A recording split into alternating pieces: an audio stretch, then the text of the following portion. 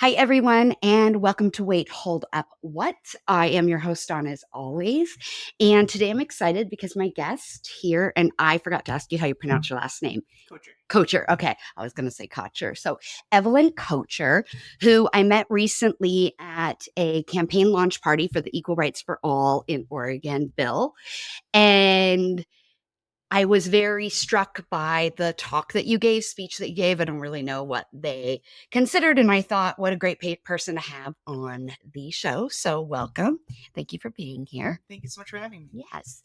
And one of the most interesting things that I thought about you, I'm sure a lot of people will say this, is that you speak 10 languages. Yes. So my first easy softball question is, are you a language person? Like, do you love language, or is it just kind of part of how you kind of grew up? It's a little bit of both. Okay. I grew up speaking both English and Indonesian, and I was a little bit ashamed growing up of not being able to speak Indonesian as well as I thought I should have, as a lot of people are with their heritage language.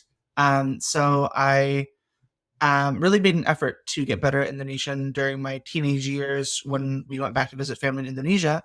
And then after I graduated high school, my family has a tradition of going on foreign exchange, and I just started picking up languages from there. I spent most of my 20s traveling, and That's so late to learn languages. I just ended up really liking being able to connect with people, Wow. especially in their own language. It's like a switch flip. If you talk to them in English, you could communicate with them, but if you showed them that you knew their Yes. language, it was a whole new world of possibilities. I always felt that way in France. Every time I went to France, like people would warn me, the French don't like Americans, French don't like Americans. I was like, that's not my experience. And it was because I'm horrible at languages.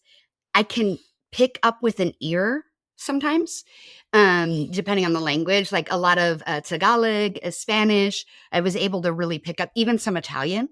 But my tongue does not. I can't roll my R's. I can't like form certain things. But I always tried. It's hard. Yeah, at least the basics, right? Can I say thank you? Can I say receipt? Can I say hello? How are you? Things like that.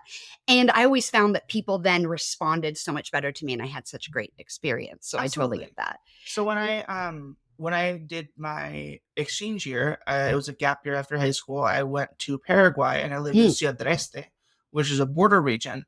And I ended up learning 3 different languages during my time there. I learned Spanish, I learned Portuguese because it was on the Brazilian border. Obrigado. Yeah. And I learned Guarani, which is the indigenous language that is spoken in most of Paraguay. And from there, I'm like, this is really cool. And there are so many languages that are spoken here because it's such an international area. And so when I went to college, I decided to study cultural and linguistic anthropology, and it kind of went from Wow. there. Wow, that's amazing. Yeah. And what part of Indonesia are you from? Just the capital. My family is truly Indonesian. We're a mix of all of the different ethnicities across Indonesia, kind of what people like to view as like the Indonesian utopian ideal. And not like not from one specific area or another, but kind of a mix of everything. And arguably is truly Indonesian. Spoke Indonesian at home, lived in the capital. Wow. What is the capital? Jakarta. Jakarta. I've been in Indonesia, but like in such a white girl way, I went to Bali. Yeah. Right. But in my defense, I technically didn't choose Bali. It was a work trip, and I decided to tack on more of it. My sister came and met me out there, and we stayed a lot longer, and a lot longer than most of my trips. Like I might add a day or two, but I think we stayed like an extra 9-10 days or something like that. To be fair, Bali is absolutely stunningly beautiful. It is. So. But it also, what I'm glad we did is we went to a variety of areas. So we didn't just get what's on Instagram and TikTok. We were able to see different parts. Early in my career, I asked people that traveled, like, what are the lessons for me when I travel? What should I focus on? What should I concentrate on? And one of the things that I was told is try to eat a meal in someone's home. Because you really get the sense of family. And so I was able to do that there. Other places that I've traveled as well. And it feels like such a blessing because you learn so much more about the culture when you're in someone's home. Absolutely. Yeah. And Bali is a really amazing place. We've gone there a couple times with like my family's gone there when we're visiting Indonesia, just because it's really close Yeah. and cheap. Why wouldn't we? Yeah. And Bali is a really unique place. It's one of the only places outside of the Indian subcontinent that's majority Hindu. And that's one of the reasons why it was kind of pushed as a big tourist destination, is because, first of all, it's gorgeous, but it's not necessarily any more gorgeous than any other part of Indonesia. It's just a little bit more Western friendly, because you can have like bars around Mm-hmm. that serve alcohol, that Mm-hmm. serve pork. And so it's a little bit more accessible than For the rest more, of majority yeah. Muslim Indonesia. Yeah. But it was interesting.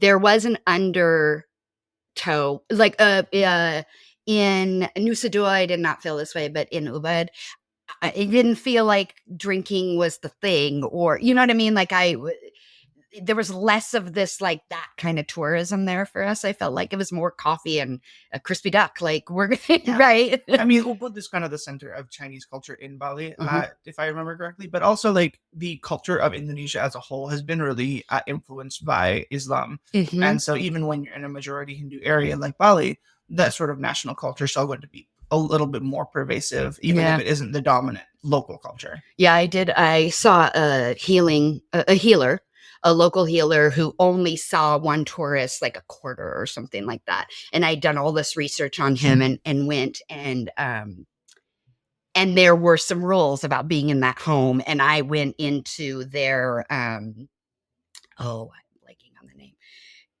where they basically worship in their home. I'm literally having brain fog right now. And there are rules to go in there, especially as a woman, right? And you can't be on your period, and you can't. So my sister was with me, and they were like, "No, you can't come in here." And we didn't tell them that; they just knew. And so it's very interesting to see that kind of different culture and understand how they go about healing and how they go about different gender stereotypes and things like that. So what that was a total kind of left turn. We're talking about language and culture. I can be here all day. I wondered, and I think I love to travel.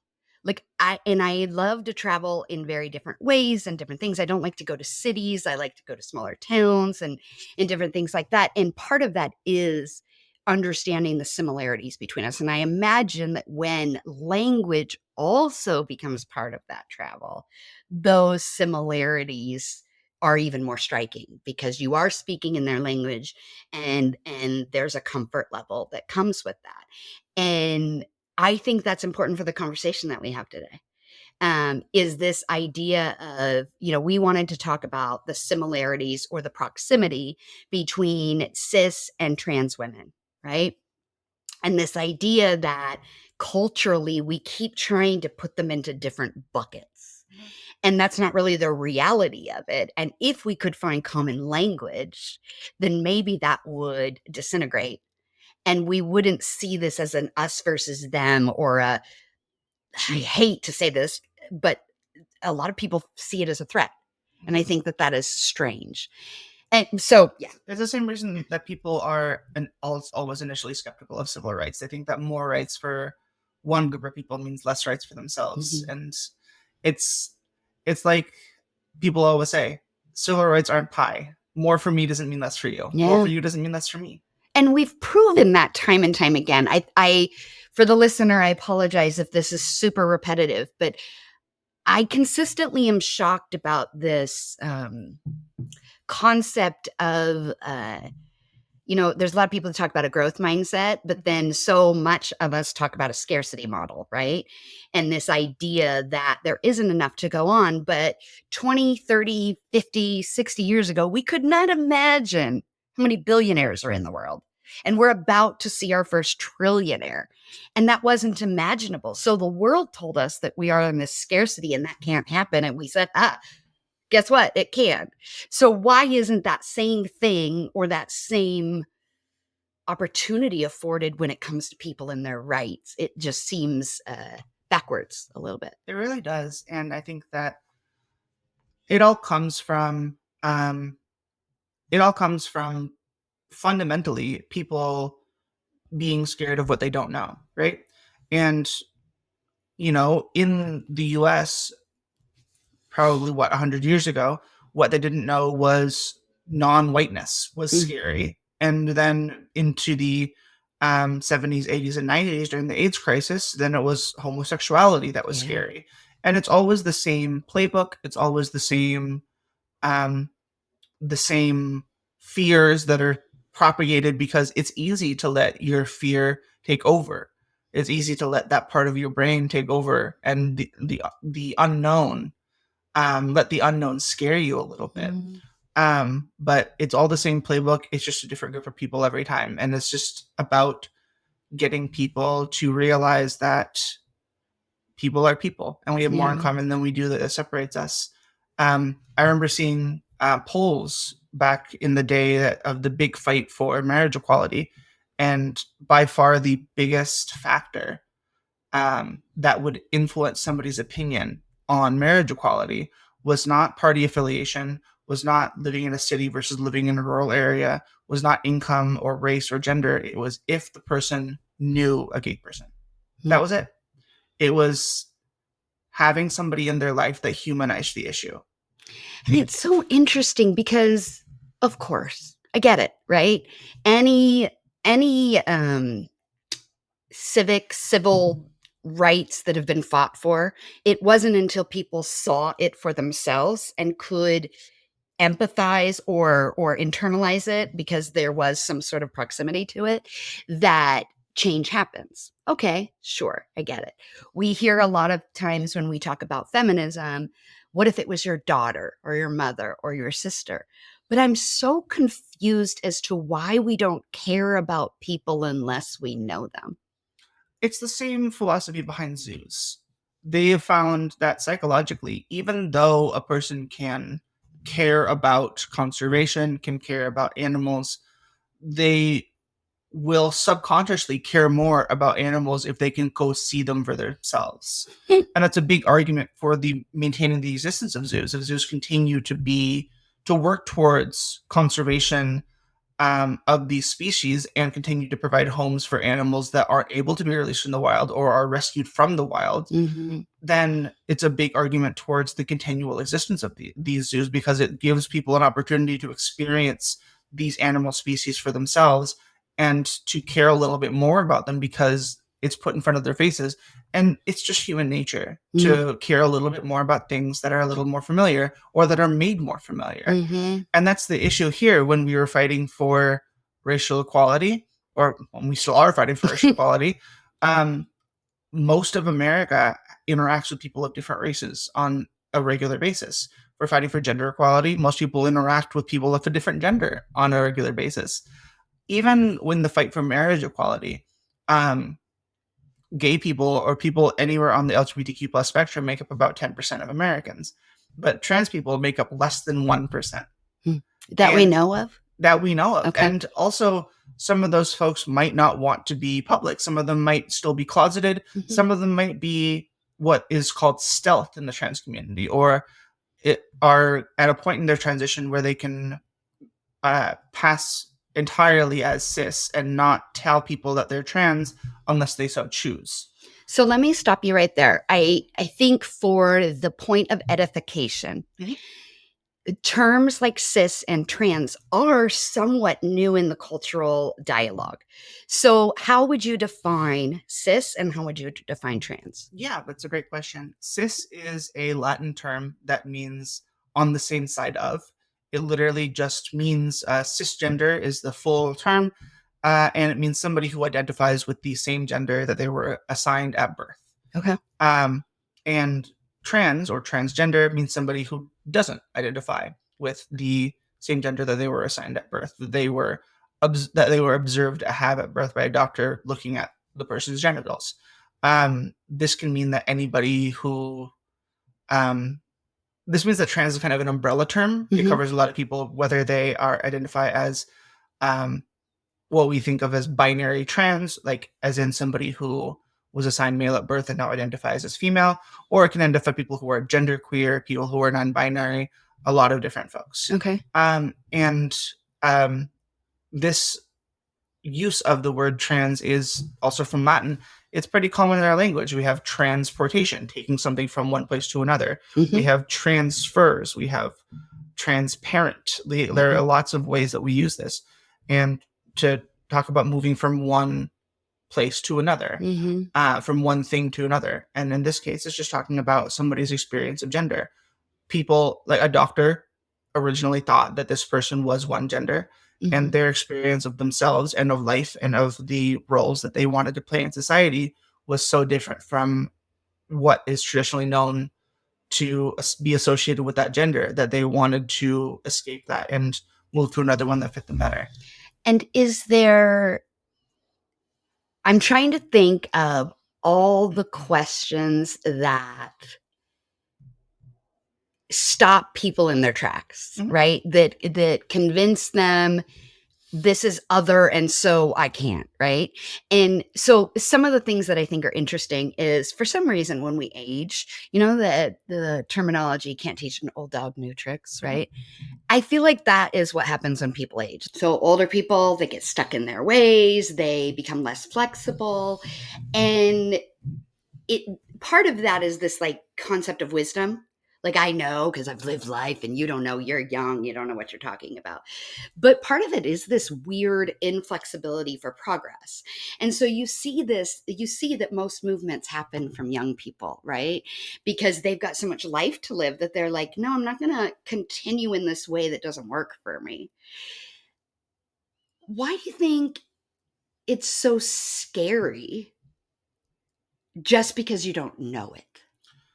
Well, I could tell you about all of the scientific reasons behind why trans people are the way they are and how they work towards being in a different societal role and a different gender, but ultimately that won't end up changing people's minds Mm-mm. because people are a lot of the times very set in their ways. Yeah. What ultimately is the main reason why new social justice and civil rights movements scare people is because they change things that people have taken for granted to always stay the same. Mm. If you inherently know that this is how things are and that is not going to change, and suddenly a new group of people, especially younger people, are questioning that this thing can actually change at all, it's you might not oppose it because you're actually opposed to it. You might oppose it just because questioning the fact that this thing can change at all as opposed to being immutable is scary. And probably also like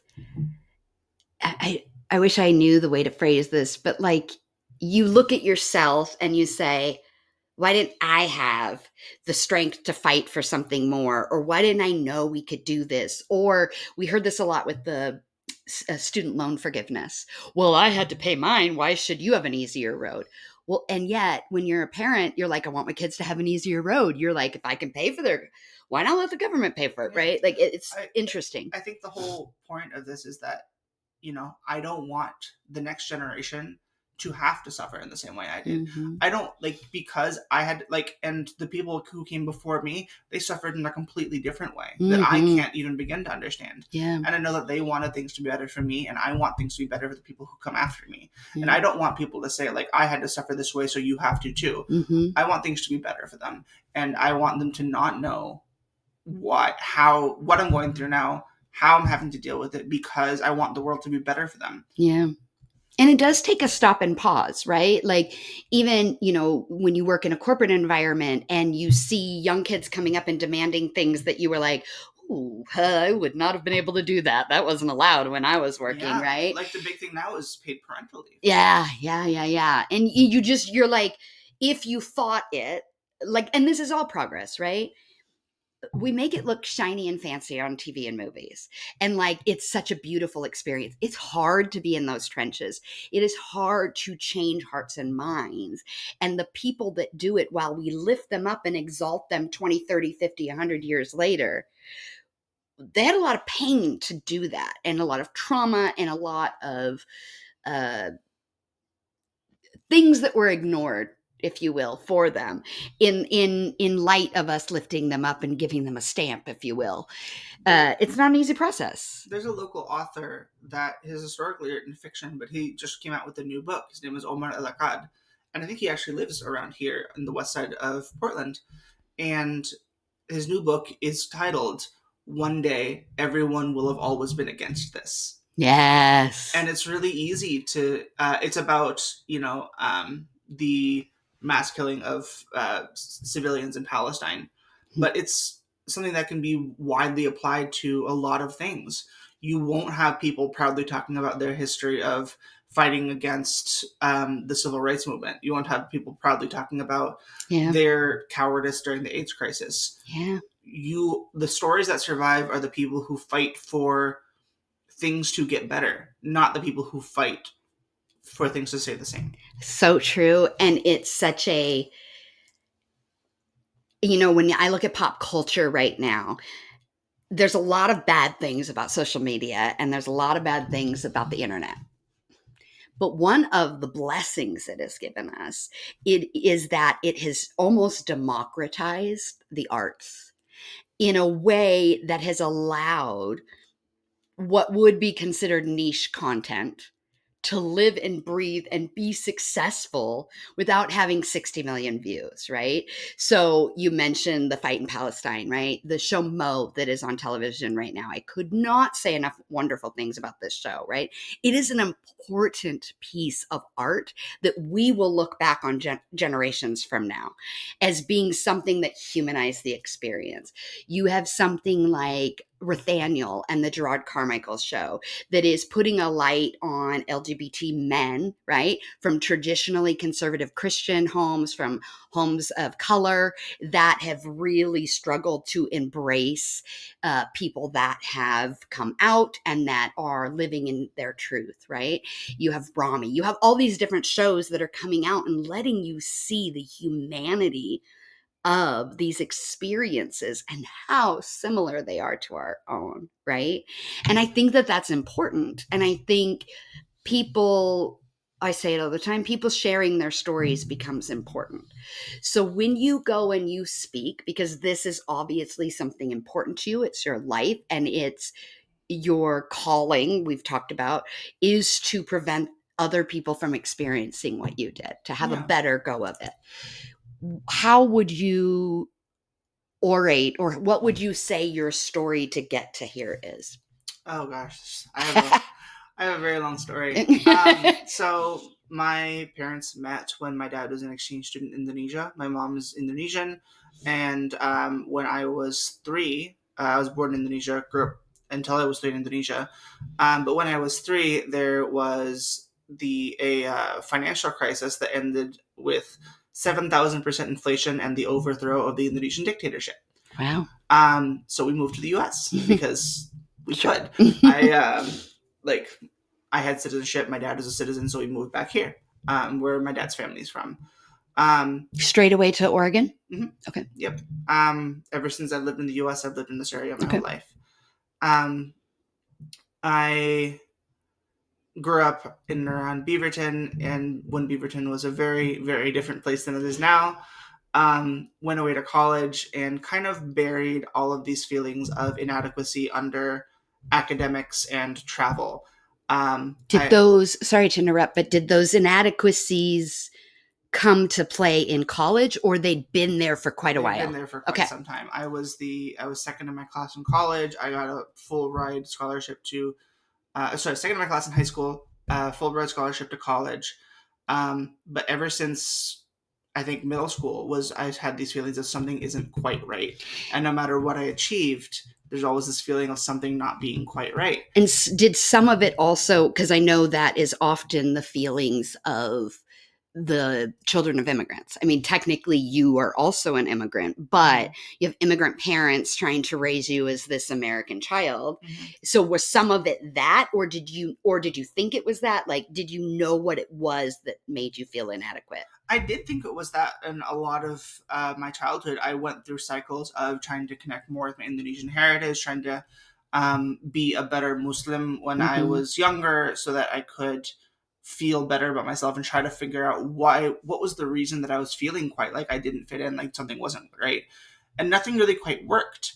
And I was a very good student because I used that to distract myself from these feelings. And it's like, you know what, if I keep achieving these things, then I might, you know, dispel these feelings of something not being quite right. Were you good at hiding that you felt that way, or did your family also know that you were struggling?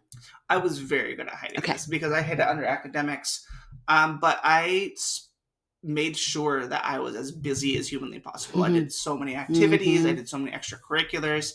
I did IB diploma. The only indicator that things were slightly off was that all of my friends were girls. I did not have any guy friends at Mhm. all, which I also thought was weird. But I couldn't connect with guys. They just seemed so emotionally stunted, and I didn't really understand why anybody would want to be friends with people that didn't have that emotional intimacy. I'm sorry that I'm laughing, but I feel you. Yeah. Yeah. And then I spent most of my 20s traveling because when I was busy learning a new language, a new culture, making new friends, I didn't have time to worry about anything else. And you felt purposeful. And I felt purposeful Yeah. until February of 2020. I was living in Oh. China at the time. Let me tell you, not a great time to be living in China. Right. And came back to the US on a almost entirely empty plane, Mhm. which is an experience in and of itself. Walking through Beijing airport with 2 flights on the Wow. on the board, felt like I was in a zombie apocalypse because no one else was there. It was very creepy. Mhm. And I came back and 2020 happened. COVID happened. And I spent the entirety of COVID sitting in my parents' house, getting more and more depressed because I realized that the strategies that I've been using to escape these feelings of something not being quite right couldn't work when I was sitting alone in quarantine. And so I just got more and more depressed as these feelings kind of took over. Your Band-Aid went away. Yeah, exactly. And I couldn't use external validation. I couldn't use academic validation. I couldn't use traveling. I couldn't use keeping myself busy because ultimately I was still just sitting at home. How old were you around this time? I was 24. Okay. And that was my catalyst, is that, you know what? I realized that during quarantine, I needed to be somebody that I could live with for the rest of my life. And even though I am so incredibly proud of a lot of the things that I had done up to then, there was still something wrong. And there was still something that made me fundamentally unhappy. And that's when I could finally admit to myself that I was trans, because this had been my greatest shame for the entirety of my life, because I had always thought that it was something to be ashamed of. And now, ever since then, everything feels easier, because no matter how bad things get, you're you. I'm still me, and I am still ultimately infinitely happier as myself now than I ever was then. And the feeling of something being wrong my entire life, it's like I had an alarm going off in the background my entire life, and I finally found out a way to shut it off, and now there's silence. And I didn't know that that was something you could do, is turn the alarm off. And it's been completely life-changing. And yeah, no, my worst day now is better than my best day then, just because I am finally a version of myself that I want to see what comes next. Before, even when I was academically successful in middle school, high school, college, whatever, people would ask me, like, what do you want to do? What do you want to be? And I couldn't tell them, because I could not imagine a version of myself 5 years in the future, because that would mean that I would have to imagine a version of myself that didn't fit who I felt that I was. Because you couldn't see the version that was authentic yet. No. Like, you couldn't see making it happen. And I didn't know that was the reason. But I always was like, I don't know. I have no idea. And I just thought that was normal. Nobody knows, right? Yeah. And I was obsessed with all these stories of people trying to, like, find themselves, figure out what they wanted to do. And I failed. Yeah. So badly. The reason I traveled so much is because I was trying to run away from my future, because I didn't want to imagine a future in which I had to exist in the same way that I was. So this is where I find this is the catalyst point for me, right? Because everything you just said, very little of that used the word trans, used anything like that. And I'm going to forget the exact wording that you said, but there was a moment in 2020 when you said, I don't want to keep living this if this is not it, right? Yeah. I know so many people, including myself, that had that exact thought in 2020, having nothing to do with my identity as far as gender was concerned, but it was still my identity, right? And that experience is very common, I think, in different ways, right? Not to minimize your experience. No, absolutely. But then also the latter part, that was when I started walking in that truth, the noise being turned off. Yeah. One of the things that I think, I'm going to gender it, which is weird, but we see it a lot in culture for women, is that the ways in which our brains create noise is very different than the ways in which the brains of boys or men create noise. And it is a constant humming and drumming and mechanisms and ringing. And so this idea that it could go silent sounds like heaven.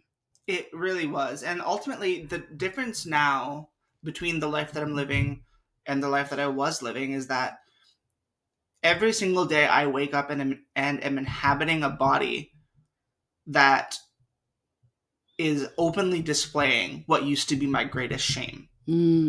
And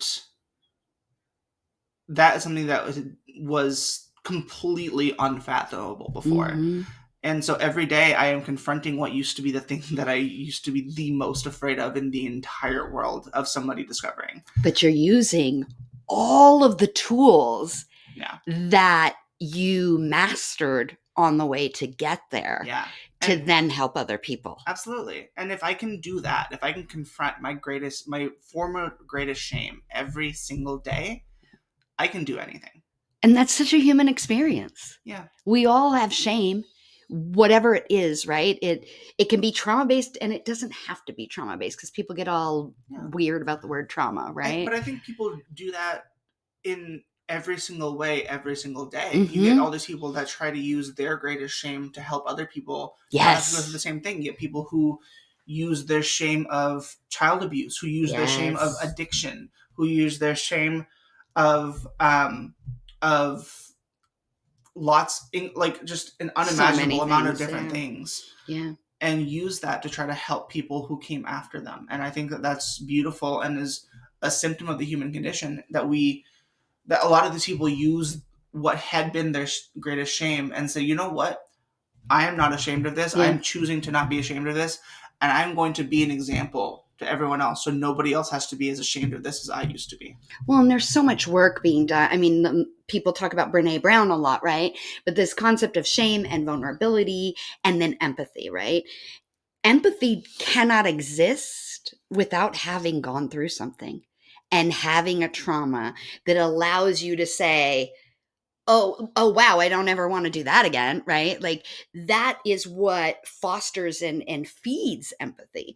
And so when you talk about people who can't come to a place of understanding, like, you can give them the scientific information, they're logical people, and logic doesn't convince them. You can't logic somebody out of a position they didn't logic themselves into.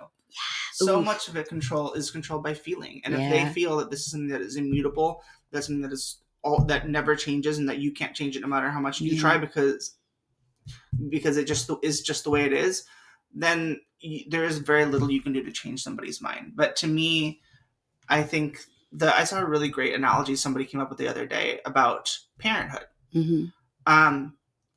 When we call people parents if they have a child, and that is very universal. But there's one group of people who we also call parents that the biological definition of parent does not necessarily apply to, and that's adoptive parents.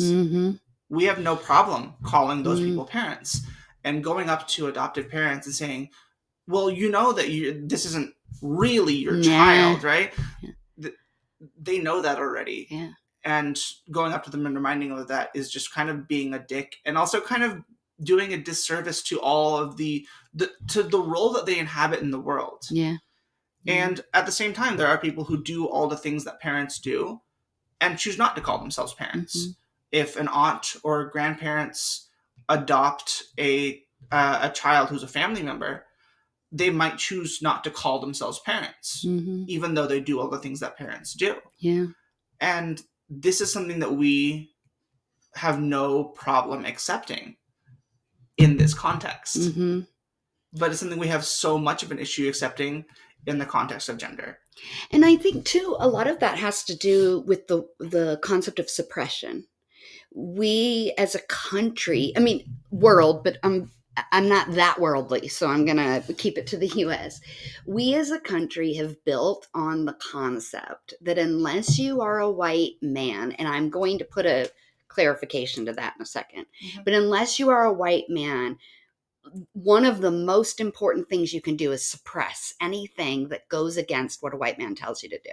Now, white men, because of the religious faction that we have in this country, have also been told to suppress certain things, but they've been given guidance that if they can't suppress it, it's actually not their fault. It's some other resource, like it's the way a woman dresses, the way if a woman has long hair or shows her hair, right? So they're given outs. And we see time and time again how these great men, these powerful men, these men that have been given authority and autonomy, we've seen them not suppress and do bad things. And what we also know in the medical world, right, whether we're talking about physical or psychological health, suppression is the number one thing that causes us to be unhealthy. Absolutely. And when you look at what people use to exclude trans people from gendered spaces, from the lived experience of their gender, it all comes down to things that people can't control. Mm-hmm. And especially like when women try to exclude when cis women try to exclude trans women from their idea of womanhood, Mm-hmm. it's always talking about, oh well, they'll never know what it's like to have a period or to have a child. And I'm like, you are breaking down womanhood to, first of all, childbirth and genitals, and I think it is a absolute disservice to womanhood, but also the entire idea of feminism, to break a woman's experience down to just genitalia or the ability to have children. But second of all, what about women who don't have periods? What about cis women who don't have periods, cis women who don't have children or who can't have children? They aren't any less of woman. Yeah. And it ultimately sounds like their idea of womanhood is what society imposes upon them, what patriarchy imposes upon them. It's all the negative things that, like, oh, you'll never experience this because being a woman is awful in this society. And like, trans women inherently see womanhood as something joyful that they want to strive towards because it's something that they've been kept out of their whole life. Because as somebody who is assigned male at birth, being feminine is not something that is acceptable. And a lot of women see it as like, oh, this is just another way for men to insert themselves into things that are uniquely women's. And I'm like, no, this is people finding joy in being feminine. People finding joy in womanhood. And I think that is so unique and beautiful.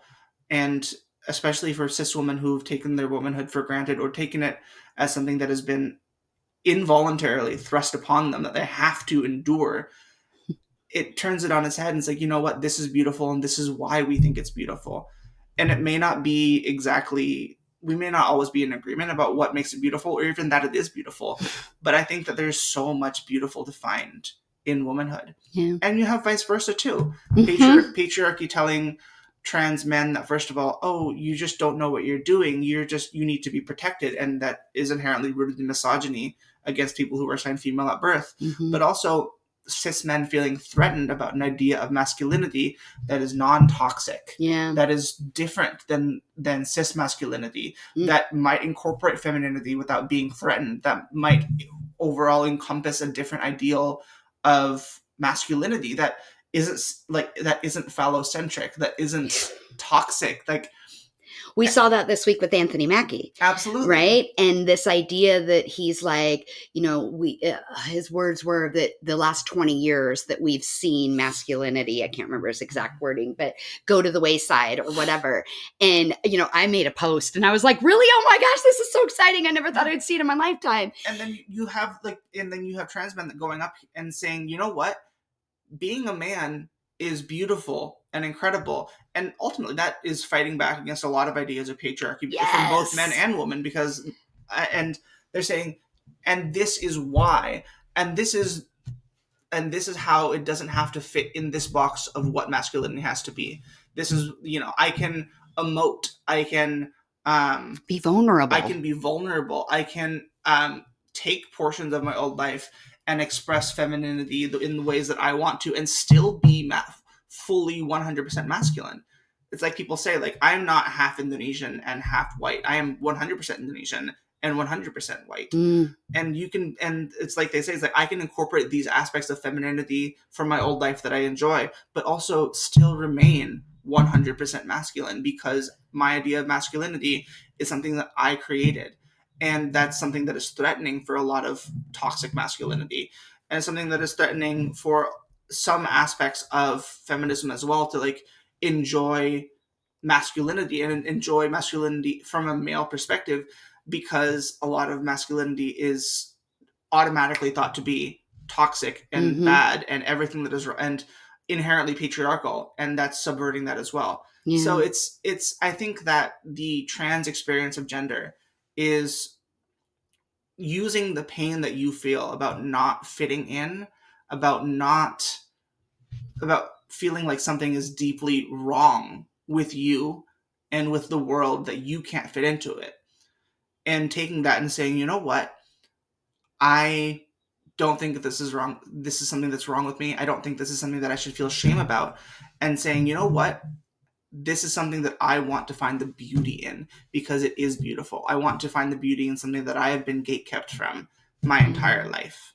Yeah, and so much of a life, I'm going to say an examined life, is finding where you fit, finding your peace, finding what you can contribute to, your purpose, your passion, all of these things, right? And it is about pushing away what other people say and embracing how you feel. And we, as human beings, inherently have both chromosomes, if you will, into our body. And so we do have a quote unquote masculine and feminine side. And we as individuals get to choose how we embrace both of those sides to build the person that we are, that is unique and beautiful and wonderful, right? And whether you are trans or cis, you're choosing that. Oh, and I said I wasn't going to talk about biology, but I'm going to talk about it just Please a little bit. Please do. Do you know what our chromosomes do in our body? I don't want to answer that because I know you're going to give me a good answer. So I'm going to say no. It's okay. Essentially, what the Y chromosome does in people who are assigned male at birth is activate a certain expression of a gene that causes the body to produce more testosterone and less estrogen. That's it. We have all of these genes within us that can theoretically express themselves in a more masculine way or a more feminine way, depending on the balance of hormones we have in our bodies. Nowadays, we have the technology to change the hormones that we put in our body and change the expressions of the genes that we already have within us. We have a masculine self inside of us, and we have a feminine self inside of us. Every single man has encoded in their DNA a genetic cup size that they will never know what it is unless they change the balance of the hormones in their body. And that's how the human body works. And we don't know what chromosomes we have unless we have them tested. I have heard so many stories of biology teachers that have said, you know what, I have stopped doing chromosome testing in my biology lab because about 1 in 10, 1 in 20 people end up finding out that their chromosomes are not what they thought they were. And that is not, and at 9 a.m. biology lab is not exactly the time that you want to be finding that out. Well, and our hormones, like you said, there's so much we can do with hormones right now. And hormone therapy got such a bad rap, right, in the early 2000s because of a study that came out that was actually never peer reviewed. Yep. It was never looked into what the actual effects were. There were all these baseline issues. And now we're seeing, hold on, we picked up a media story on how bad this is when we could have been helping so many people. Now, a large portion of that is related to women and menopause and hormone changes, but it is also men and how hormones can be beneficial to them, especially as we age. Ultimately, people people by human nature really love dichotomies. Yeah. They love things to be either this or this, black or white. Yeah. And that's not the truth. That's not true at all. Mm-hmm. People aren't either tall or short. You have people who are 5'1", 5'2", 5'3", every single possible height. Mm-hmm. And when you get in the middle, it becomes really hard to say, well, are you tall or are you short? Yes. Because they're in the middle. It's a spectrum. It's a spectrum. And every dichotomy is a spectrum. Mm. I'm reminded of the story of Diogenes, which is the founder of the skeptic school of philosophy in ancient Greece. And he was a student of Plato. When he asked Plato, what is a man? And Plato said, it's a thing with 2 legs and no feathers. And later in the day, Diogenes brought him a plucked chicken and said, look, a man. Mm-hmm. And it makes me laugh every single time I think about it, because it is impossible to categorize a thing, anything, fully by a definition that does not inherently exclude some of those, something like portions of things that would fit in that category, that everyone would agree fit in that category. If you say a horse is an animal with 4 legs and a mane that people like to ride, then you go, okay, this is a donkey. It has 4 legs and a mane, people like to ride it. Yeah. Or this is a horse that has 3 legs. Is this not a horse? And I love that you mentioned that story, because we talked about it in the pre-interview, but also everything evolves. Mm-hmm. So yes, we needed a box in caveman days because our lives were constantly in danger, and we had to, at the snap of a finger, assess if something was dangerous or not. We have evolved as human. That threat is not the same, or yes, it's not the same, but I just want to say it's different, right? Yeah. We still have threats. We still have to take our lessons, our life learnings, and determine what's a threat or not, right? Yeah. But we do it biologically, we do it intellectually, we do it psychologically. We have all these different tools that weren't available to us then, because the brain has evolved, the genetics have evolved, we as humans and our experience have evolved, and evolution is at the heart of that. Mm-hmm. So if we keep our definitions the same all of the time without evolving them, we as a species don't evolve and we become extinct. Absolutely. And I think you see this even in modern internet culture. When I was growing up, the big thing that everyone would argue about online is a hot dog a sandwich? I do remember that. Yeah. And people are like, of course it's not a sandwich. It's a hot dog. It's a different thing. And somebody's like, well, is like a sub, is that a sandwich? Because that is stuff in between one piece of bread that is connected. Yeah. That is theoretically the same as a hot dog. Yeah. But that is a sandwich. People think that is a sandwich. So why is a hot dog any different? And it ultimately comes down to everyone has a different definition of something, and there's no universal definition of almost anything. Yes. And so when bringing this back to gender, I think that it's so hard to define anything for what it is, because categories are so broad and there's always exceptions. Yeah. And I think that leads back to the bad faith question that people always ask, which is, what is a woman? Mm-hmm. And they're not asking that in good faith. They're asking that trying to exclude people from womanhood. Mm-hmm. And ultimately, the only answer that is going to encompass every single woman in the world is going to be, a woman is someone who says that she is. Mm-hmm. And that's all you need, because the shared experience of womanhood is being treated as a woman, walking through the world as a woman.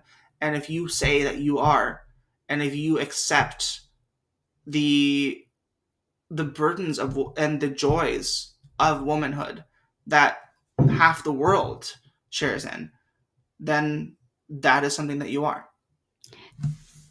I love that because it also has so many layers, right?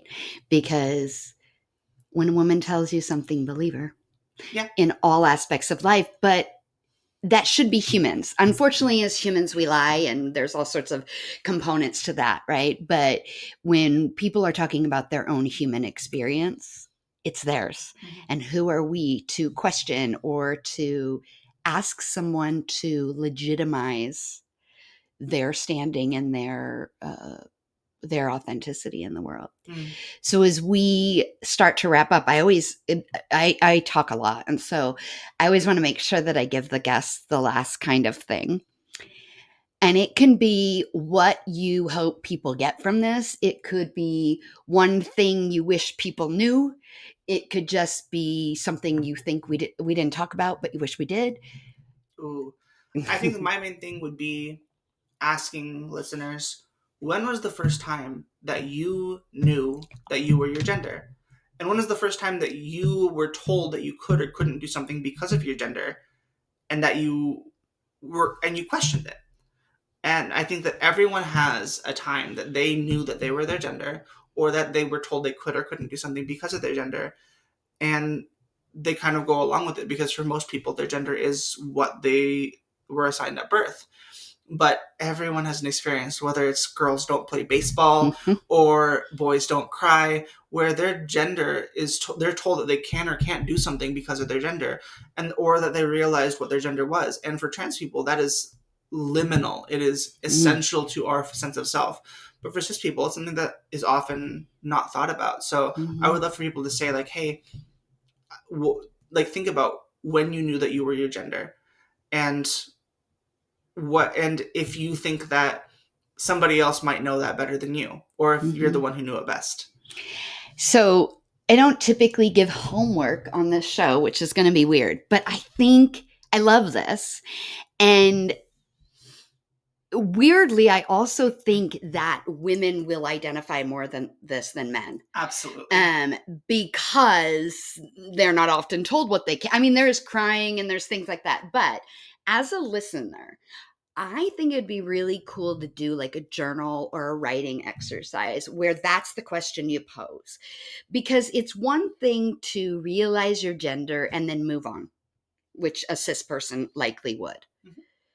It's another to add the second question, and that is when you were told you could or couldn't do something related to your Yeah. gender.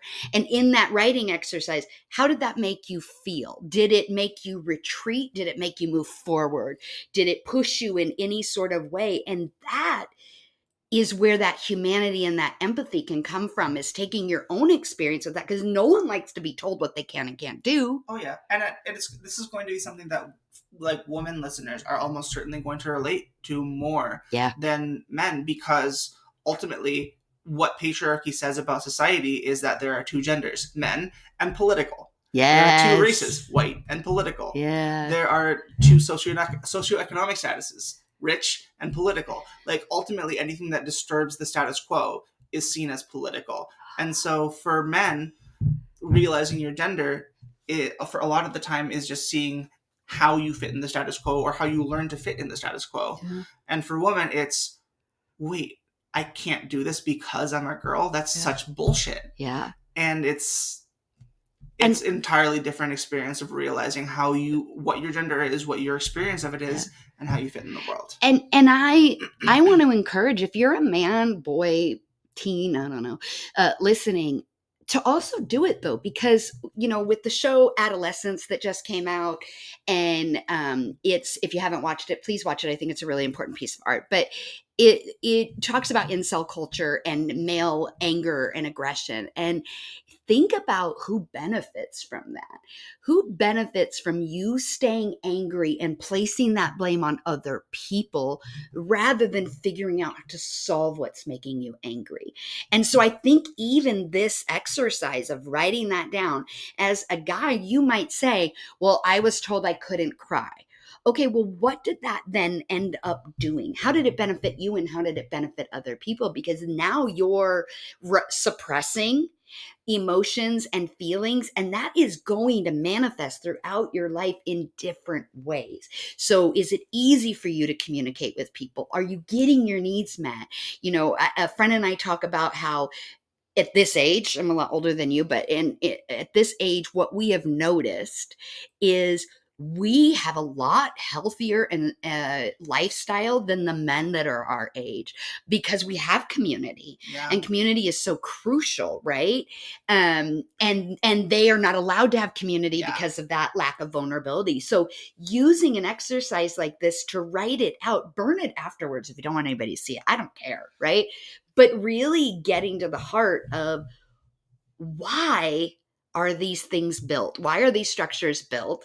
They're not built for our benefit. And once you start looking at it through your own lens, you are then able to express more empathy towards other people because the experience is not all that different. Yeah, and patriarchy ultimately negatively affects us all. I mean, Yes. the rise of what is it, the male loneliness epidemic, and the incel culture movement, and the Joe Rogans and the Jordan Petersons of the world is because of people who are trying to figure out their own identity as a man in this new world, and the fact that they don't fit in perfectly with what society tells them what a man should be.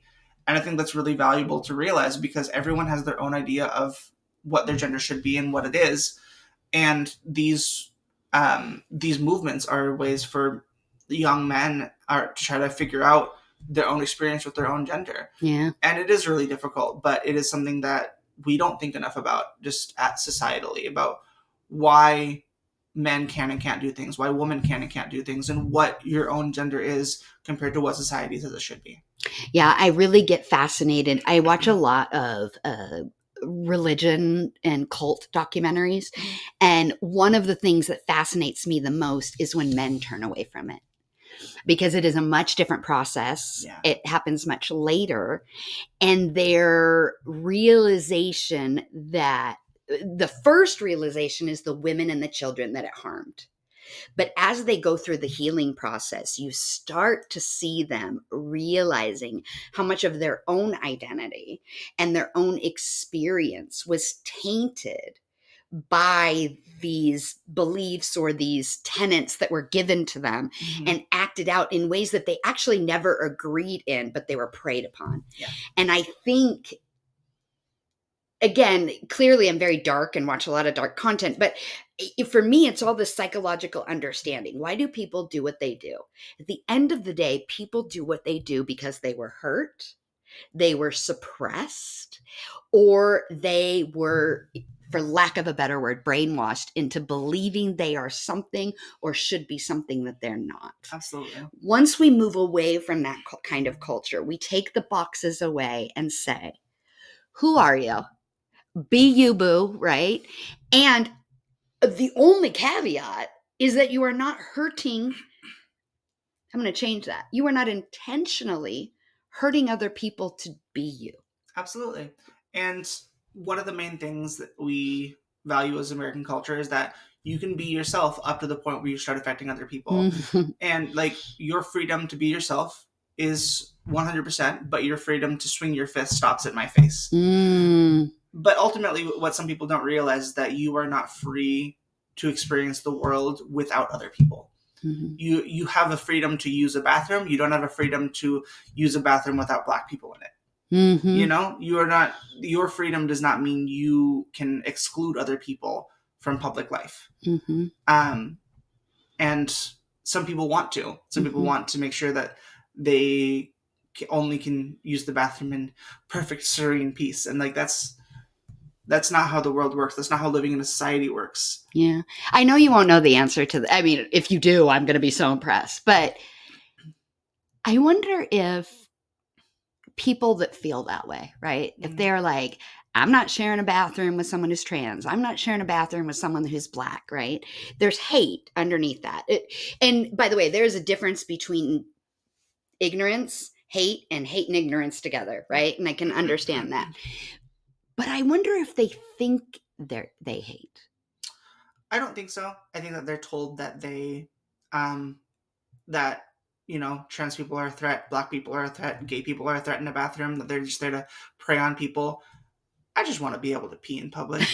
I have diabetes. I need to pee all the time. And I think a lot of this, especially for trans people, is people expecting that if they see a trans person in the bathroom, they'll know. They'll be able to see a trans person and go, oh, you're a man using this bathroom. Like, I guarantee you that most of these transphobes have used just a bathroom at the same time as a trans person and have no idea that it happened. And it's also like, who cares? There's so many, like, it's so ridiculous. And they don't have scanners at the front door to these bathrooms. But we use a bathroom with each other at home. Yeah, you don't have to scan your license to get into a bathroom. If a man wants to sexually assault a woman in a bathroom, he's going to do it. Yeah. The sign on the door is not going to stop him. And let's also, for edification, because there's a lot of people that see this bathroom issue for me is just such a distraction, in my personal opinion. But the base for that argument is safety of women. I'm good. My apex predator is a man. It is not a trans person. Yep. It's not. But you see all these people say, I don't want men in women's bathrooms. I don't want men in women's sports. Yeah. They don't see them as different people. They see as trans people as fundamentally as men trying to fool people that they are women. And ultimately, at the end of the day, there have been more Republican politicians arrested for lewd behavior in bathrooms than there have been trans people. Preach to that. I love that. That's how we're going to end the episode. I think that's really great. Sorry, guys. You are working with the Equal Rights campaign. Yes. And so before we leave, I just thought it would be really nice to give a little plug for that because we've still got time as it leads up to. And so we can kind of talk about what that is and where people could get information. Yes, thank you so much. So the Equal Rights for All campaign essentially is a ballot measure campaign aiming to change the Oregon Constitution to take out language that we voted in there in 2006 to say that marriage is only between one man and one woman, and to add non-discrimination protections built into the Constitution for gender identity, gender expression, pregnancy status, pregnancy ability, and sexuality. So it is saying that you are not allowed to discriminate against a person no matter how they identify or how they show they identify based on them being pregnant or their ability to potentially get pregnant or based on who they love. Yeah. It's basically saying, in Oregon, we value the ability to let everyone be themselves, and you are not allowed to discriminate against people who are just being themselves. And I want to put one edification on, well, there'll be two, but one is read these bills very carefully because you may see something in there and say, oh, I don't know, and then be skipping all the things that are important to you. Mm-hmm. And I think that's important, right?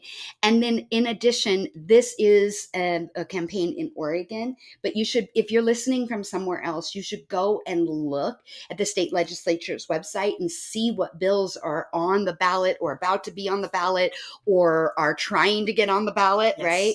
Right? We are collecting signatures for the equal rights here in Oregon so that we can be on the ballot, but really get involved on a local level because there's a lot of crap going on in the world right now. And some of it you think affects you and some of it doesn't, but it all impacts you. I don't care what you think. Yeah. So find the things you care about, go look them up and get involved on a local level because you cannot, I'm going to say something really crass. If you are not doing anything about it, shut the fuck up. Get off social media, get off the websites, stop doing it. And it doesn't mean you have to be on the picket lines every day. There are small, medium, and large ways to get involved. Just get involved. Yeah. So we're trying to get this on the ballot in 2026. We're going to need 160,000 signatures to get there.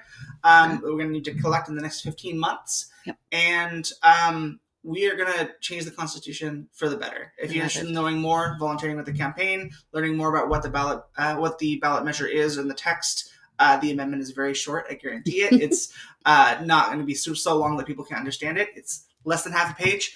Just go to equalrightsoregon.com and you can find out anything you want to know. Awesome. Thank you so much for joining us today. Thank you so much for having me.